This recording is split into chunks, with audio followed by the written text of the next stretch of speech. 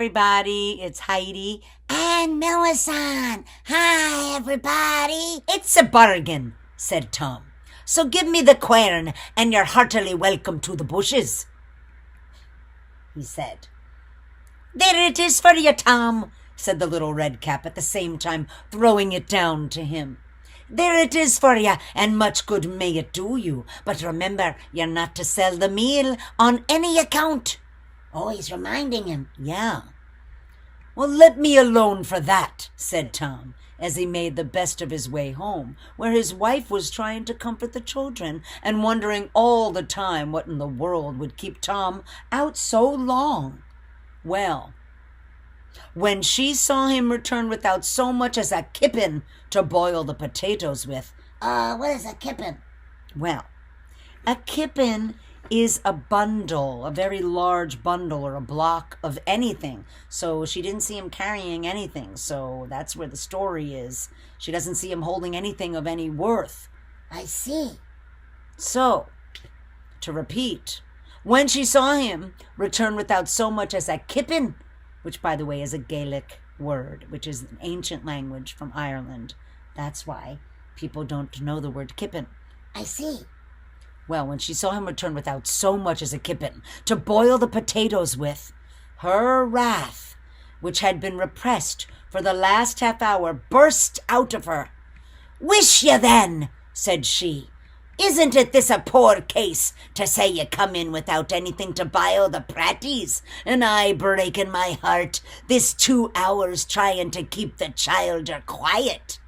But I suppose you were at the Shabeen house instead of minding me or mine."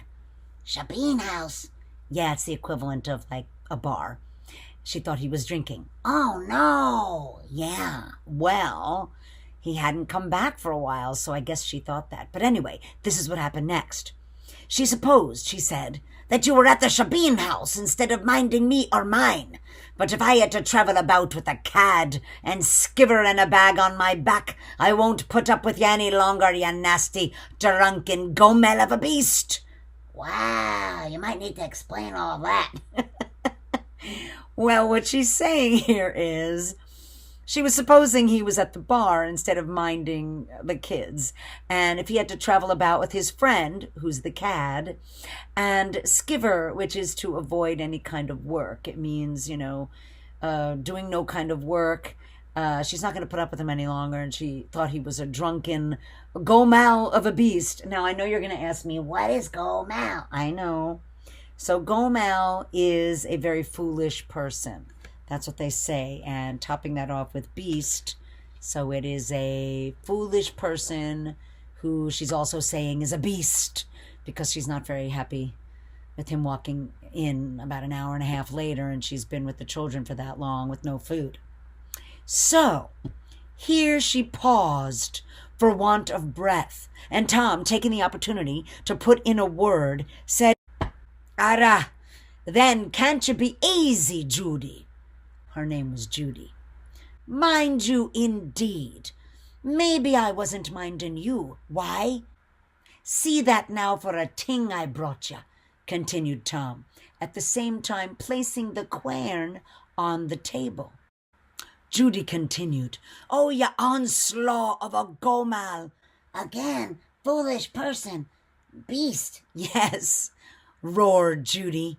"What good are those 2 little stones? Will they feed the growls? Tell me that, you natural beast." Wow, she was intense, huh? Yeah, but what's this about stones? Well, Millicent, the stones are a part of the quern, the mill, the grinder. On the top part is the larger stone that grinds against and rotates a stone on the bottom. But because, like we said, it was such a small quern that it wouldn't be the size for us human beings. It would be for the size of a leprechaun. So she had no idea what these 2 little stones were for. You understand? Yes, I do. So he continued, "Feed the growls, fie, and 'tis that they will," said Tom. So he told her all about the little quern and how he got it from the red-capped fairy, the leprechaun fairy. Oh, "Well, we'll try it directly," said Judy. and they pulled the big table into the middle of the floor and commenced grinding away with the little quern. And before long, the most beautiful meal began to come from it, and in a short time they had every vessel in the house full. Wow, out of that little quern? Yes, it was a magical quern, like you said. So Judy was quite delighted, and the children managed as well as they could for that night by eating plenty of the raw meal. For a long time things went on very well, the quern giving them food in abundance till they all grew as fat and sleek as coach horses. That's a funny image. Yeah, but unfortunately, one day Judy, being at a great loss for a little money, was tempted to take a few little pecks of the meal and sell it in the town of Tralee. Trolleys at the base of that hill. Yes, so it was a nearby town to where they lived. But if she did, sorry enough she was for it, for from that day on and from that day out, the quern lost all its virtue. It no longer worked, and if Tom was grinding forever, it would not give them a taste of any meal. Oh no, she ruined the magical quern working by selling the meal. That's right. So, what do you think happened next? I don't know, read on. So, Tom, for the life of him, couldn't figure out or find the reason, for Judy was afraid to tell him about her selling the meal. So, putting his billhook under his arm, away he went to the old fort again, determined to be revenged on Little Redcap by cutting down his bushes. Since the quern no longer worked, he thought that he got ripped off by Little Redcap. Yes, he wasn't told the truth by Redcap. Yes.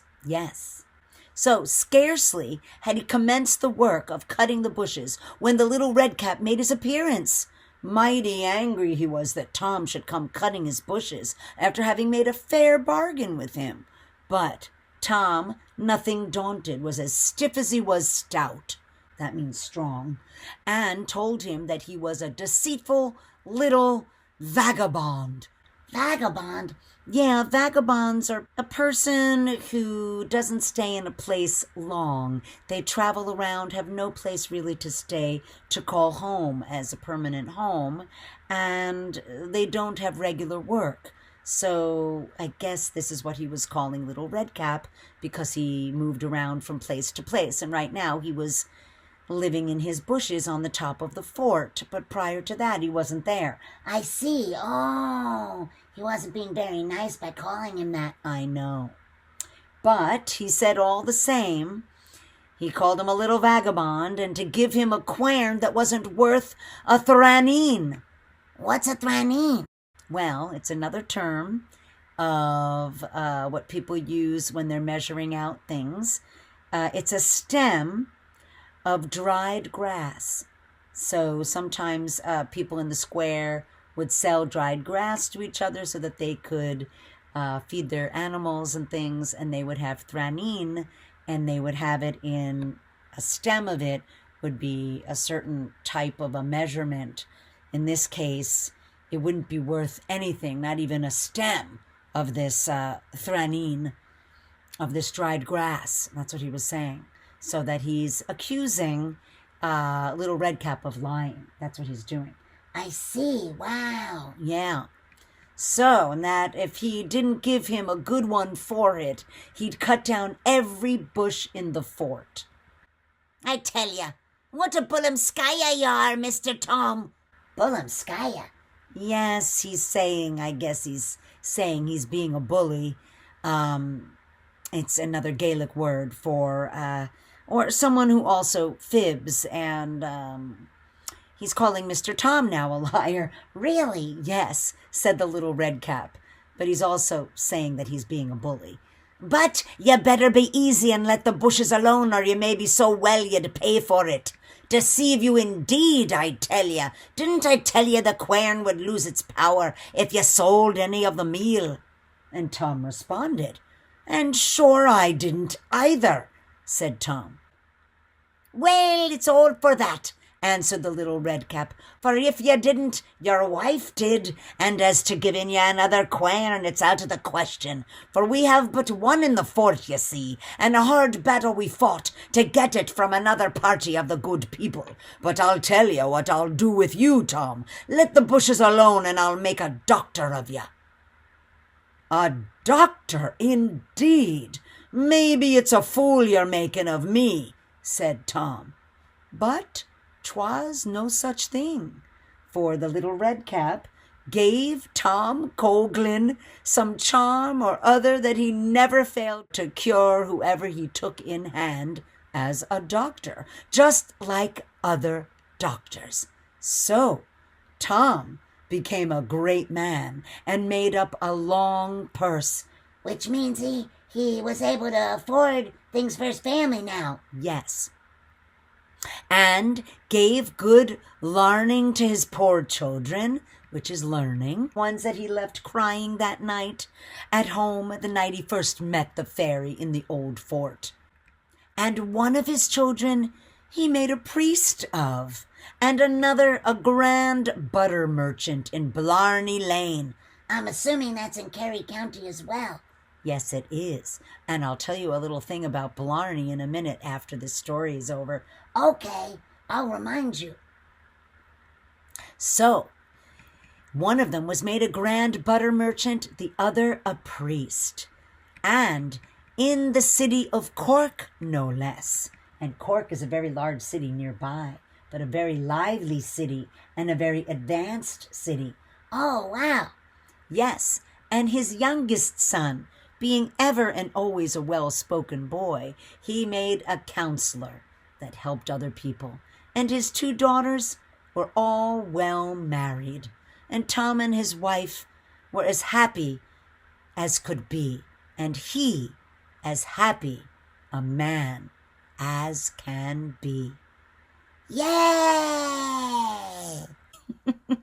And that was our story of the little leprechaun fairy that they call Little Redcap, and how he helped this man and his family. And what a wonderful story taking place on St. Patrick's Day. Yay, we loved it. That was awesome. Now you told me to remind you about Blarney. There was something called Blarney Lane, but what I've heard about stuff called the Blarney Stone, am I right? Yes, Millicent. There is a story about the Blarney Stone that people go and they touch when they're in Ireland. Let me tell you that really quickly. Okay, Millicent, so I told you I would tell you another Irish thing that's very famous, another little anecdote about the word Blarney, because one of the sons lived on Blarney Street. At the end of the story, when the father was talking about how he lived on Blarney Street in Cork, the very nice street. Well, the term Blarney... Yes, I've heard something about the Blarney Stone. Yes, well, the Blarney Stone gave the person... I'm going to tell you what it says about it, but the end result was it gave the person abundance, whoever touched this stone. Also, the Blarney Stone itself is... it's called, the Blarney Stone is called Cloch nach Blarnen, is a block of carboniferous limestone that's built into the battlements of Blarney Castle in Blarney, about 5 miles from Cork. So it takes place near where that street, Blarney Street, was. So that's where this famous castle was. Anyway, according to the legend about Blarney and this castle, kissing the stone, the Blarney Stone, was supposed to endow the kisser with the gift of gab. Oh, wow. Like being able to tell a good story? Yes, like us here at Read to Me, Heidi. So I guess we don't need to go and kiss the stone. But anyway, it was supposed to give the person who ever kissed the stone great eloquence or skill at telling a story or giving flattery or having great imagination with words and being able to conjure up all kinds of wonderful tales. So it matches with what we're doing here today on Read to Me, Heidi, which is leading us to say goodnight. Yes, And it was so much fun reading this story for you. We got to hear all the different people in Ireland, or at least 3 people talk in Ireland, and Heidi narrate. Thanks, Molesant. Anyway, we're so happy that you joined us for Read to Me, Heidi. Thank you so much. Please come back and visit us again. Yeah, listen to all of our other stories too, and we'll see you the next time on Read to Me, Heidi. Bye, everybody. Come on, Hilly, say goodbye. Bye, everybody. From all of us here at Read to Me, Heidi. Bye. Take care. Bye.